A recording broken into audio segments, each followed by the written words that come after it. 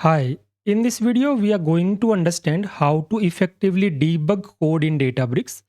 We will see how to run a cell in the debug mode, and then how to use these step in, step out, go to next line, all these options, how to use this debug console effectively, and how to use this variable inspector to check out different values at various stages. So let's get started. We will start with this code. So here I have defined a simple function which takes list of numbers and it calculates average of those numbers and returns the average. So this function, let me run it. This is defined, the function ran successfully. Now I'm taking this list and I want to calculate the average of those numbers. So I'm running this code, and this code, it has been failed when we are calling this function saying like this is the problem. But directly looking at the error, we are not able to understand at which line the code has failed and what exactly can be wrong. So in such scenarios, the debug cell comes into picture. That is where this debug cell option has been introduced. So how to use this one is, let's say here I'm adding a breakpoint. So how to add is like we come here, just left click and it is added. That's it. How it is helpful is whenever we will do a debug cell, so it will come to the first breakpoint and then it will wait for further execution. So it has been like executed till here and now it is on hold for further execution. And if you see this debug console and this variable inspector, this is something it has appeared automatically. Now let's check out how to use the other options. As there is something wrong inside this function. So one option is that we can add a breakpoint inside it and then go to that line. But we don't know which line there is something wrong, let's say. Then what do we do in such scenarios is we have this function called as step in. What step in means, like whatever function is being called in the current breakpoint line, so go inside that function and go to first line. That is how it works. So after I did step in, it has come inside the function and it is waiting in the first line what to do.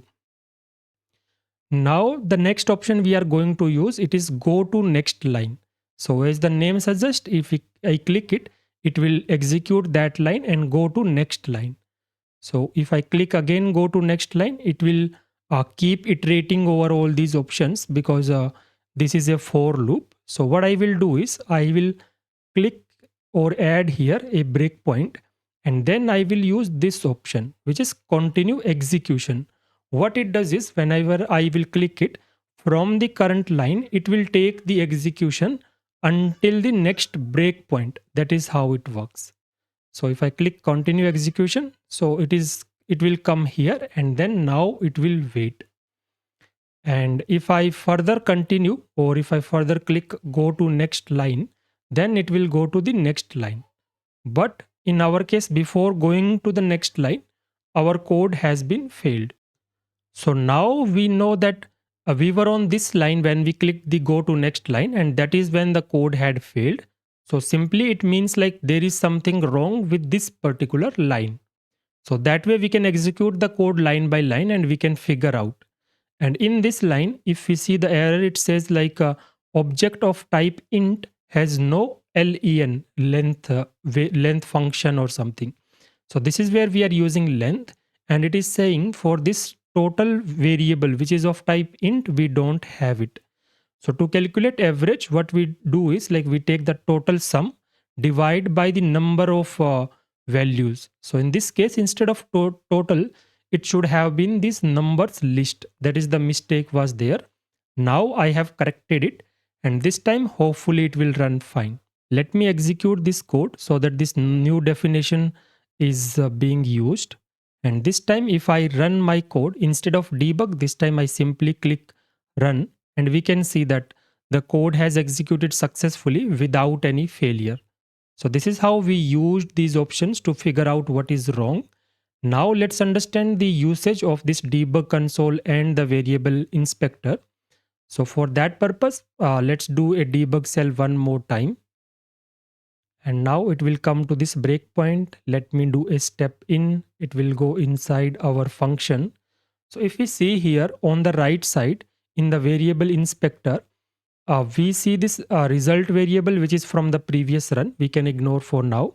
This local numbers. So this numbers is the variable and it is having these values.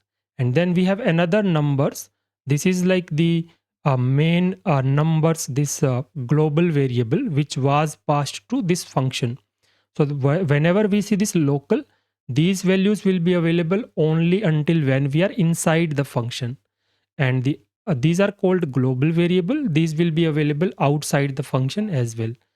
So if I do go to next line, then let's see. So now we can see that uh, this total variable is also appearing now with the value as 0. And if we go further, so now we can see that num variable has also been introduced. This time its value is 10 in the first loop of the code. So if we keep going on, we will notice that the num, it will keep updating. So now the value of num is 20 and total it has been 10 from the previous value. So that way it will keep going, and we can use this window to monitor all the variables as the code is being executing. And then in this debug console, we can run a very small code, or we can do print kind of statements. Let's say in here, if I simply want to print something, so I can do, let's say, print total. So it will do that. And even we can run multiple lines of code as well. So for example, let's say for I in numbers. So this time instead of pressing enter, I am putting shift enter. So that way we can run multiple line of code. And this time, let's say I want to print I into I just for the demo purpose. And then if I press enter, so it will run this calculation and put all the values of number. So that way we were able to run something as a for loop here. Also, we can even change the value of variables as well if we want to. Let's say the total, if I say it is 10,000 here, so it will set the value of the variable to that value. So that way, for testing purpose also, we can set the values of any variable. So this is also very, very useful. And then here we have this option, go to stop line. So as the name suggests, wherever the code is running, let's say if we have a very huge code, so it will take us to the breakpoint line, and this stop, obviously it will stop the execution. So these are all the options we can use. And now I hope you got pretty good idea now how to debug the code effectively in Databricks. If you still have any doubts, put them in the comment. And if you like this content, please put a like and comment on the video. That's all for now. Thank you. Bye bye. Happy learning.